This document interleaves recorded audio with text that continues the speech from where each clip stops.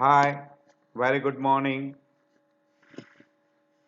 I'm Dr. Janak Patel, MD, General Physician. Today we'll be discussing on one of the another interesting topic we call reversible cardiomyopathy. By and large, we take it for granted cardiomyopathy is not reversible, but there are few conditions which ends with cardiomyopathy. They are reversible. So we'll be discussing on one of those topic. So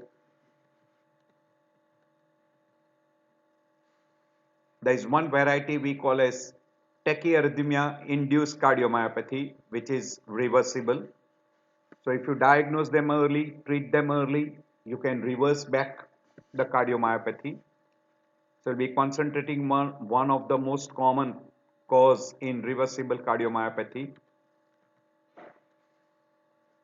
So there is one word called as arrhythmia induced cardiomyopathy, or also called as tachyarrhythmia induced cardiomyopathy, or also utilize PVC induced cardiomyopathy.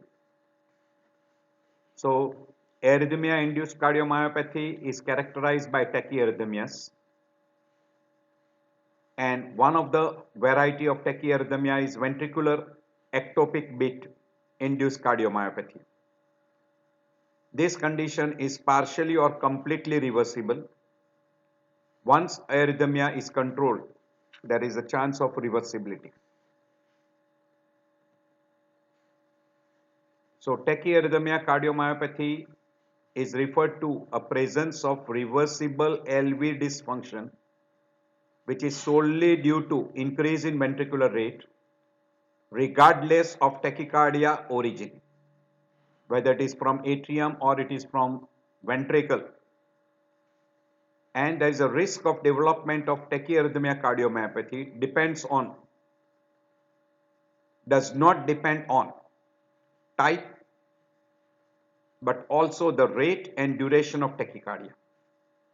So it does not depend upon type of tachyarrhythmia, whether it is atrial or ventricular, does not depend upon the rate, and does not depend upon the duration. Basically, there are two types of dysfunction we come across, is atrial dysfunction and ventricular dysfunction, which is secondary due to rapid and or asynchronous irregular myocardial contraction, partially or completely reversed after treatment of arrhythmias. So it is divided into two categories. This myocardial dysfunction is divided into two varieties: arrhythmia induced, that is, arrhythmia is the only reason for ventricular dysfunction, or we also use the word pure arrhythmia induced or pure arrhythmia induced cardiomyopathy.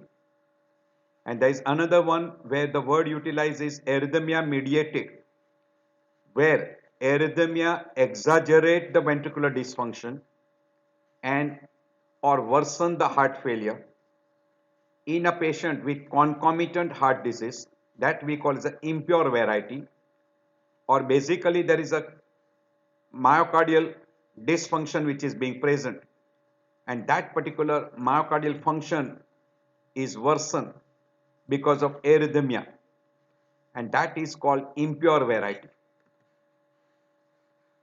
It was well published in 1930 that tachycardia induced heart failure was the first described in 1930 in a patient with atrial fibrillation, and that terminology has come into, that is, reversible cardiomyopathy or tachycardia induced heart failure. That was the first case reported. Reversible cardiomyopathy is where there are many etiological factors that can result into severe structural and functional dysregulation. These several potential reversible cardiomyopathy that are known to improve when the root etiology factor is being treated and controlled. These are some of the causes which can be reversible, like peripartum cardiomyopathy. Most important which we come across very frequently is tachycardia mediated cardiomyopathy, Takotsubo, alcohol induced cardiomyopathy, cocaine, certain other medications, ischemic, endocrine dysfunctions, SLE, sarcoidosis, nutritional, electrolyte abnormality, and even OSA. Out of which this becomes topmost on the list. Another common is postpartum cardiomyopathy, Takotsubo, alcohol. These four are topmost on the list, which you come across in your everyday practice, and they are reversible. Some another odd causes like cirrhosis of liver, end-stage renal disease. We have already mentioned before, you can divide into two groups, pure or called as arrhythmia-induced cardiomyopathy, where arrhythmia is the sole cause of ventricular dysfunction, while impure variety or arrhythmia mediated we call as person is already having some myocardial dysfunction which is exaggerated by arrhythmias and can worsen heart failure. This is labeled as impure variety, impure arrhythmia induced cardiomyopathy or arrhythmia mediated cardiomyopathy. So pure variety, impure variety, or also pure variety is called type 1 where it is called arrhythmia induced, and type 2 is called arrhythmia mediated. So these are the two another words. Either you call as a pure or you call type 1, and impure is called type 2. So it is very difficult sometimes to say that what came first, egg came first or chicken came first. So primary arrhythmia or primary cardiomyopathy, it is little bit confusing. There are two groups of tachyarrhythmias. In supraventricular atrial flutter fibrillation comes topmost on the list. Atrial tachycardia, re-entry tachycardia, AV nodal re-entry tachycardia, pulmonary vein tachycardia, PJRT, and high rate atrial pacing. While ventricular tachycardia, premature ventricular beats, RV outflow tracts ventricular tachycardia, idiopathic LV tachycardia, fascicular tachycardia, bundle branch block re-entry tachycardias, high rate ventricular pacing. These are some of the causes. Now in this particular group, you can have an irregular rhythm, high rate, and asynchronic, which will end up into arrhythmia-induced cardiomyopathy. So these two groups of tachyarrhythmias, of which supraventricular is atrial flutter fibrillation is the most common.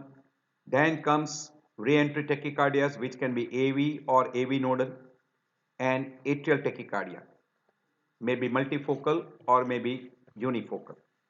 And among ventricular premature beat, and some of the idiopathic tachycardias or outflow tract tachycardias. So irregular rhythm, most common atrial flutter fibrillation, ventricular ectopic beats, dysynchrony like premature ventricular contractions, right bundle branch block, left bundle branch block, RV pacing, or tachycardias like SVT and atrial fibrillation. They can end up with myocardial dysfunction. So we already mentioned the supraventricular tachyarrhythmias, atrial flutter fibrillation most common, and ectopic atrial tachycardias. Among ventricular premature beat and ventricular tachycardia, we usually called as outflow tract ventricular tachycardias. So this comes from supraventricular tachycardia, and these are ventricular tachycardias or ventricular premature beats and atrial premature beats. Rate, duration, rhythm irregularity, and persistence and concomitant heart disease are quite common. Arrhythmia can be insidious, so we call sudden onset, persistent, and well tolerated, may result into arrhythmia-induced cardiomyopathy. Lack of persistent tachycardia from autonomic influences and resultant slower rate during sleep are likely to be the reason for arrhythmia-induced tachycardia. Is rare for non-existence with inappropriate sinus tachycardia and postural tachycardia syndromes. There is no specific heart rate cutoff at which the arrhythmia-induced cardiomyopathy develops. So it does not depend upon the rate, duration, and rhythm. This may be variable.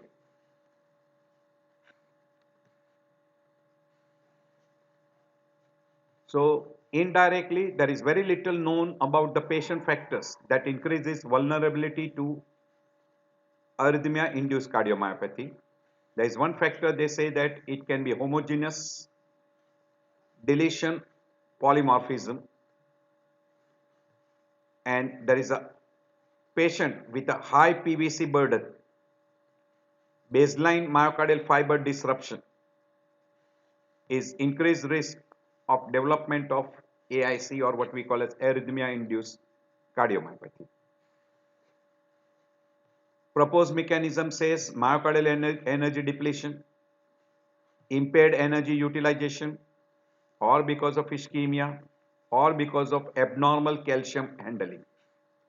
These are the four proposed mechanism which is being put forward. It has been well explained.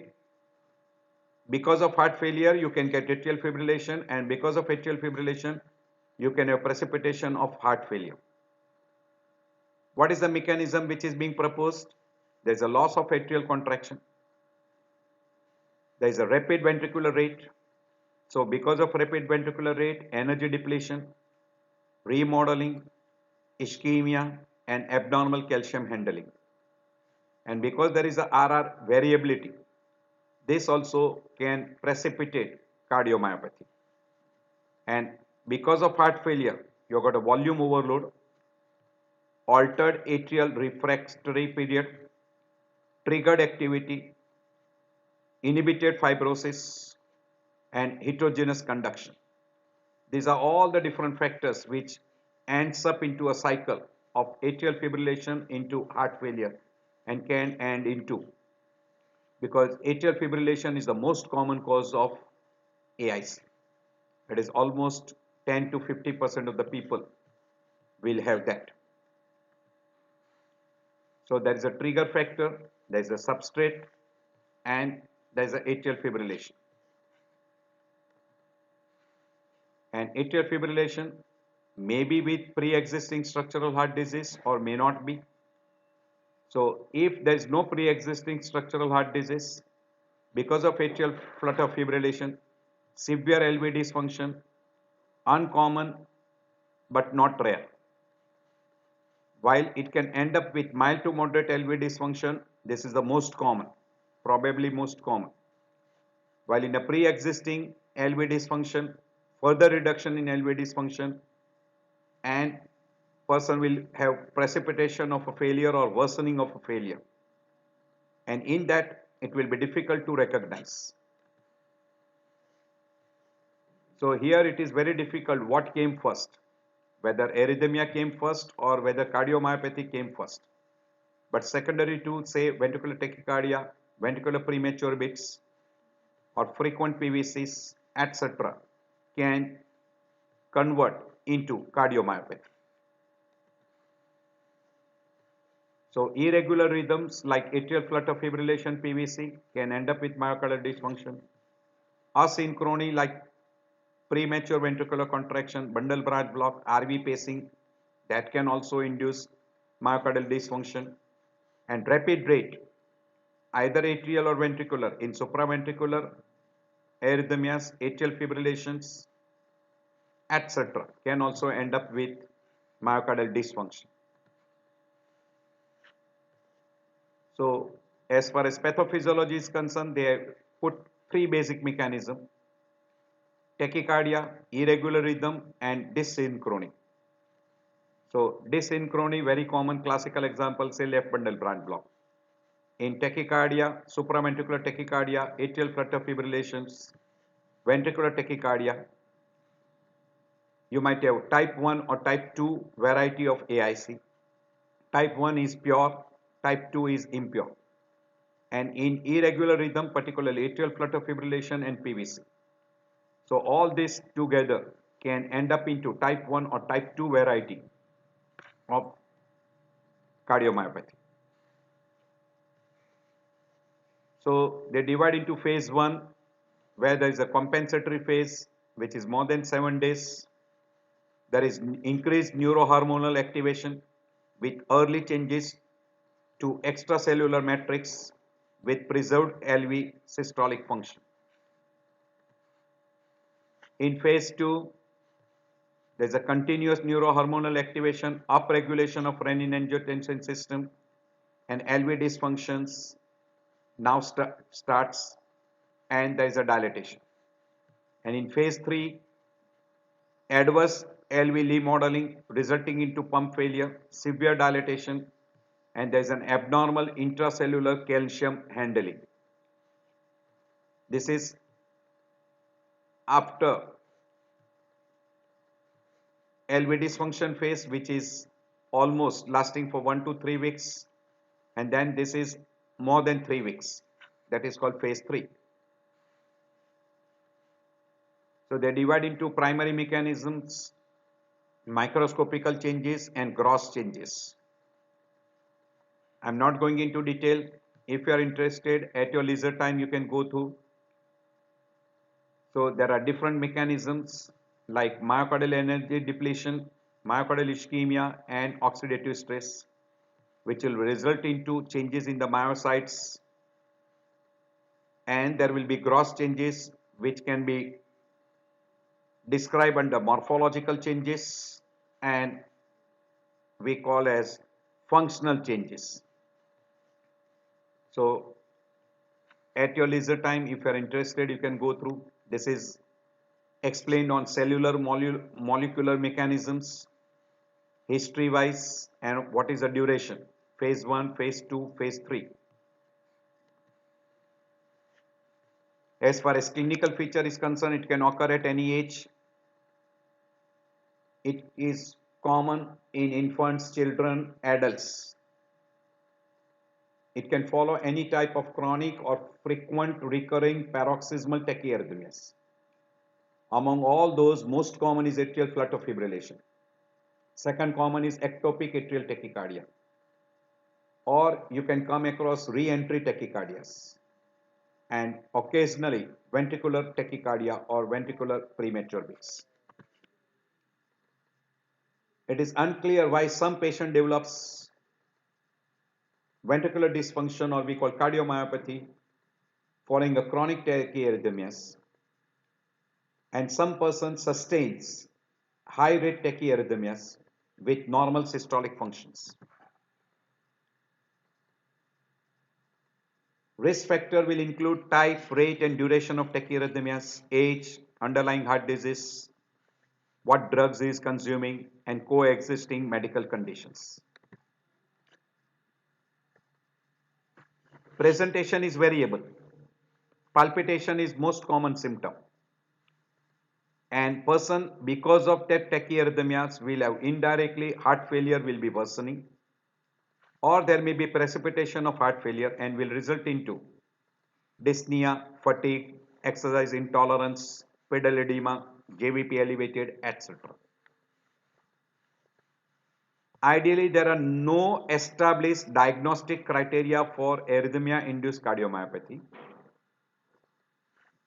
But if patient is presenting with a new onset of LV dysfunction and there is a chronic or recurrent tachycardia where heart rate is more than 100 per minute, the diagnosis of arrhythmia-induced cardiomyopathy is suggested by, once ischemic cardiomyopathy is ruled out, then you have to rule out no other cause of non-ischemic cardiomyopathy like hypertension, alcohol, drugs, or stress.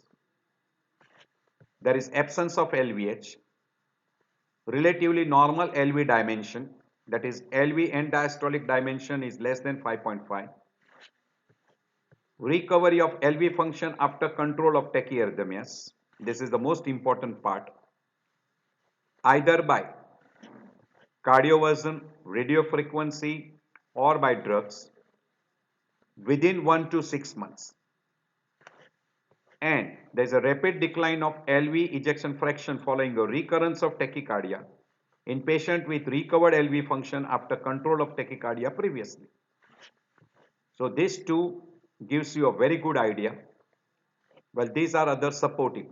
So if you get this particular criteria, it is in favor. CT MRI or cardiac MRI we call, sorry, not CT MRI. Cardiac MRI may help to differentiate arrhythmia induced from dilated cardiomyopathy, where in dilated cardiomyopathy, if there is a underlying scar, that will be more in favor of ischemic variety rather than arrhythmia induced cardiomyopathy. This is a little difference between premature ventricular contraction resulting from cardiomyopathy and premature ventricular contraction resulting into cardiomyopathy. If you are interested, you can go through your at leisure time. It is in tremendous detail. If you are interested, you can go through. Same difference between PVC causing cardiomyopathy and PVC. I'll just highlight one, that PVC is resulting from cardiomyopathy. You will have in a day less than 5,000, while in case of PVC causing cardiomyopathy, you will have more than 10,000. This is one very important feature. And response to temporary arrhythmia therapy like amiodarone, despite of PVC being suppressed, there is no improvement in myocardial function that will occur in PVC resulting from cardiomyopathy, other cardiomyopathy. While in this case, the person, if PVC are suppressed, myocardial function will improve. That suggests that cardiomyopathy is secondary due to PVC. These two are the most important clue. And radiofrequency ablation only required if associated with ventricular tachycardia that has been triggered frequently by ICD shocks, and there is no effect on ventricular function. While normalizing of ventricular function is frequently seen here. So this will differentiate between cardiomyopathy resulting into PVC and PVC resulting into cardiomyopathy. So these two are the most important differences. And additionally, if you want to go, you can go through your leisure time. So diagnostic features is presence of pathological tachycardia, persistent arrhythmias in presence of otherwise unexplained cardiomyopathy. Presentation can be late only after manifestation of systolic heart failure. If arrhythmia is detected early but non-aggressive approach is taken, there is a progressive worsening of the symptoms and insidious development of cardiomyopathy will be there. So history, physical examination and clinical investigation should be focused on finding out the etiology of cardiomyopathy. Patient with AIC has smaller LV end diastolic diameter. The mass index versus those with pre-existing dilated cardiomyopathy and concomitant tachyarrhythmias. Cardiac MRI will help to differentiate AIC from dilated cardiomyopathy. N-terminal pro-BNP ratio can differentiate AIC from irreversible dilated cardiomyopathy, because in dilated cardiomyopathy this will be constantly high, while in case of an AIC with treatment this will come down.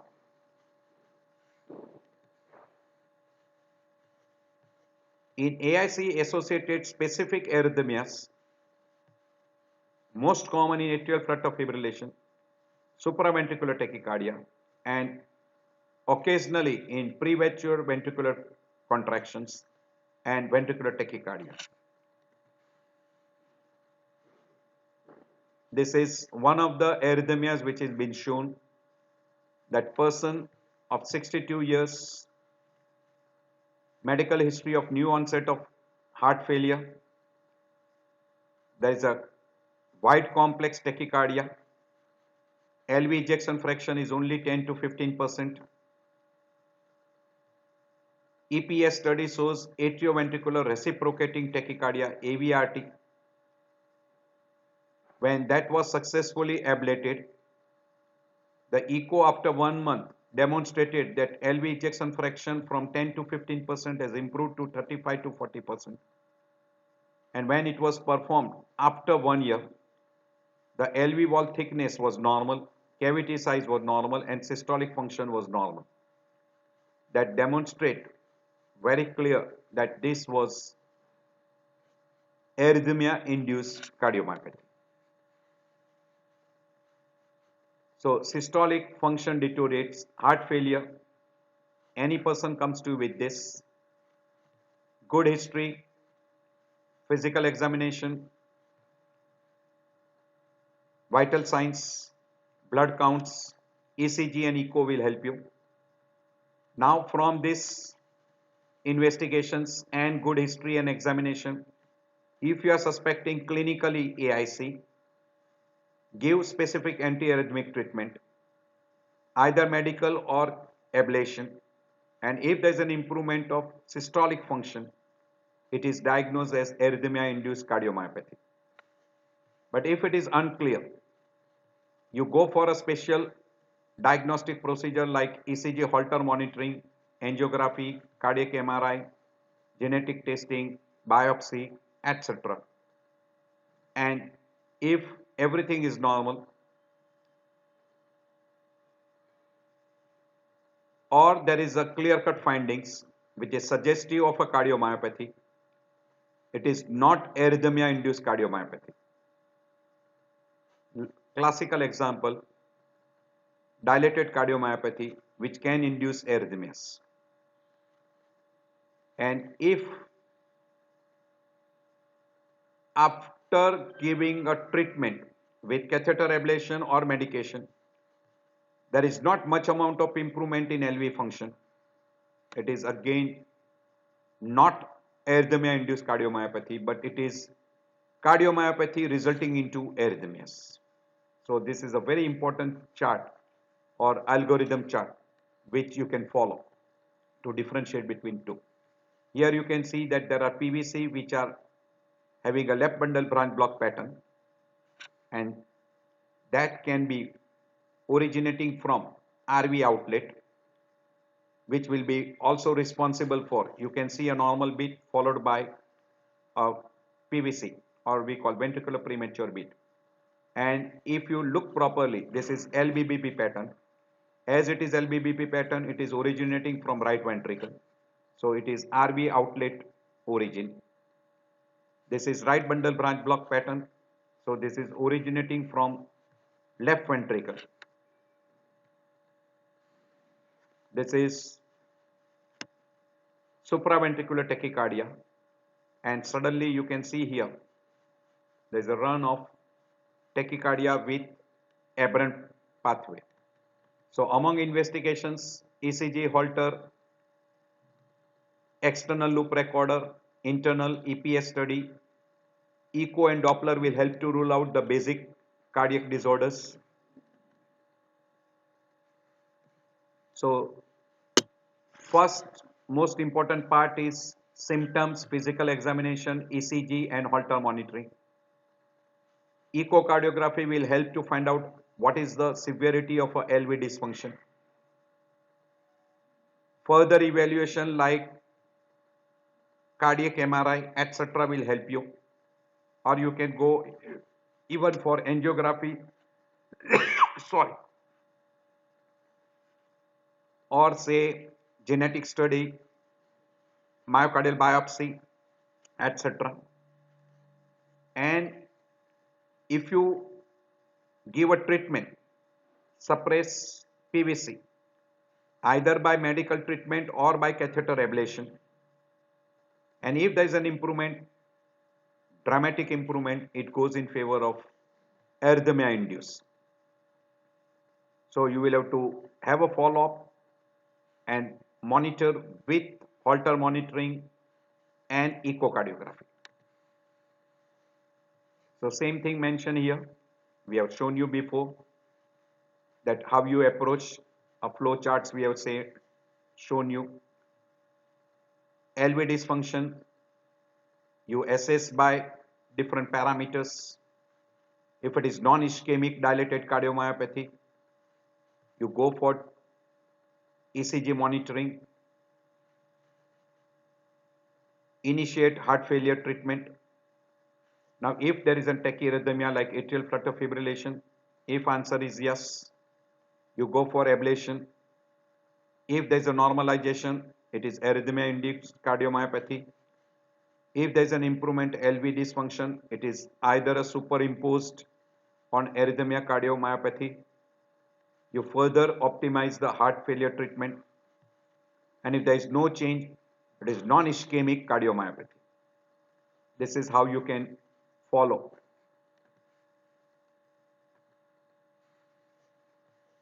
Always there is a question how I manage.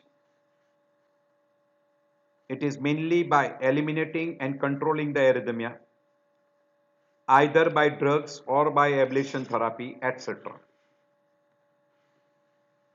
So patient with cardiomyopathy, you can have initial medical treatment or you can have a ECG Holter monitoring.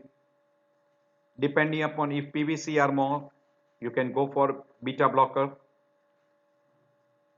If tachycardia is there, you can go for medical therapy or ablation therapy. And if there is an atrial fibrillation, invariably ablation therapy is preferred more than medical therapy. But till you give the ablation, you should have a medical therapy. And any person who comes to a cardiomyopathy, a good history, initiate the treatment for heart failure and try to rule out other causes like ischemic heart disease, valvular heart disease and structural heart disease. So this should be done as a primary. Along with that, in atrial flutter fibrillation, antithrombotic therapy must be given and rhythm control and rate control both should be done. So rate control plus anticoagulation is preferred. And in a person with greater atrial flutter fibrillation symptoms, severe compromised LV function, younger age group, no structural heart disease, then you can go for rhythm control. But less number of symptoms, long-standing atrial fibrillation history, structural heart disease, greater risk of proarrhythmias, etc., then rate control plus anticoagulation is preferred. This is the guideline which was published in 2011 for atrial flutter fibrillation. You can go through your at leisure time. This was published in 2016 that atrial flutter is more difficult to rate control than atrial fibrillation. So you always try to control rate first followed by rhythm. In PVC induced cardiomyopathy, again same thing, you will have to differentiate between the two groups, that it is PVC induced cardiomyopathy or cardiomyopathy induced PVC. I have already shown you a chart before. So you try to differentiate between the two and accordingly you can decide. This I have already shown you before. Although AIC was originally considered as a completely reversible form of cardiomyopathy, now there are several observations which shows that improvement in LV dysfunction in AIC really means cure? It depends how much recovery you come across. So resolution of heart failure and recovery of LV ejection fraction may not imply normalization of LV structure and function. So do keep this in mind. So another major factor affecting recovery and outcome is the effect of recurrent arrhythmias. So you must have regular follow-up. Risk of death will be depending on the long-term survival of the patient will be with AIC. Following an arrhythmia, resolution is likely. However, concern remains because of the recurrent tachyarrhythmias. Sudden cardiac death has been reported in patients with AIC following a symptom recovery in LV ejection fraction normalization also. Probably that may be because of recurrent cardiac arrhythmias. So arrhythmia can produce electrical remodeling, autonomic remodeling, and structural remodeling, which will give rise to asymptomatic cardiac dysfunction and can end up into sudden cardiac death. Also, symptomatic cardiomyopathy heart failure can have normal heart rate, or arrhythmia can be symptomatic cardiomyopathy with heart failure. Overview of current understanding of AIC, that is persistent tachyarrhythmias or frequent ventricular premature beats. There is no known structural heart disease or underlying structural heart disease. Patient and arrhythmia characteristics. There will be different mechanism which will be taking part, either structural changes, neurohormonal changes, or calcium handling, and development of the LV dysfunction, that is dilated cardiomyopathy, heart failure, which is described as arrhythmia-induced cardiomyopathy. So this is an overview of understanding from mechanism and management and prognosis. Now there is one always a clue whether the steroid will be helpful or not. It will depend upon suspected myocarditis. So in a suspected myocarditis, steroid may be helpful. As far as tachyarrhythmias induced cardiomyopathy is concerned, most common complication is LV dysfunction and precipitation of heart failure. And there may be irreversible damage to the myocardium resulting into arrhythmia-induced cardiomyopathy. And that cardiomyopathy can further precipitate arrhythmias, and person can have congestive heart failure and death. So, whenever you come across a patient with heart failure with tachyarrhythmias, look at the type of arrhythmias, whether atrial flutter fibrillation with uncontrolled ventricular rates or multiple premature beats. Do suspect arrhythmia-induced cardiomyopathy or arrhythmia-aggravated cardiomyopathy. This is type 1, this is type 2, this is called pure, this is called impure.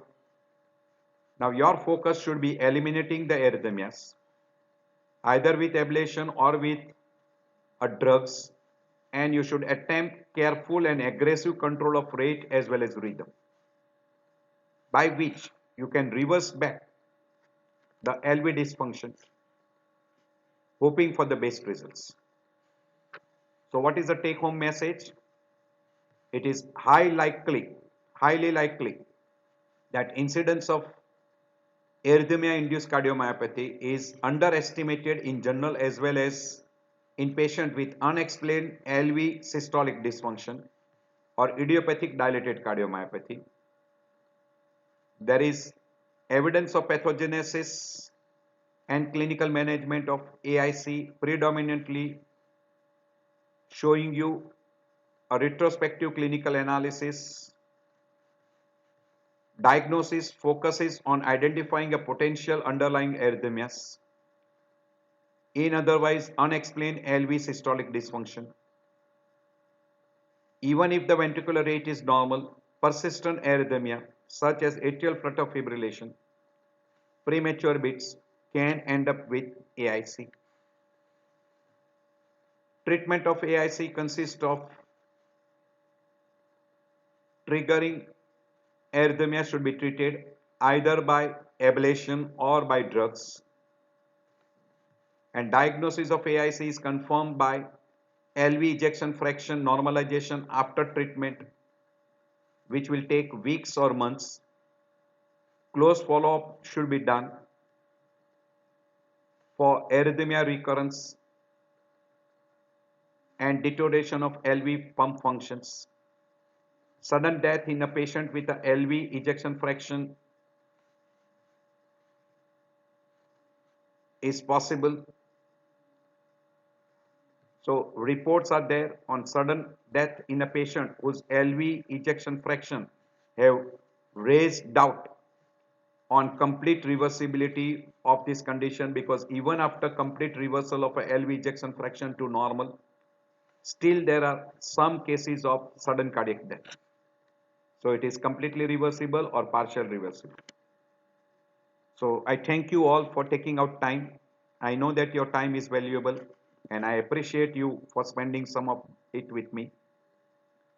You will come across this condition very frequently in your everyday practice. Good number of times you will see a person with a heart failure with tachyarrhythmias. Do keep it in mind, whether it is cardiomyopathy resulting into tachyarrhythmias and heart failure, or it is arrhythmia which is producing cardiomyopathy and heart failure. It will help you a lot because there are some conditions which are reversible. So I end my lecture here. I hope this will be helpful. Some of the cardiomyopathy are reversible, like tachyarrhythmias cardiomyopathy. So do keep in mind.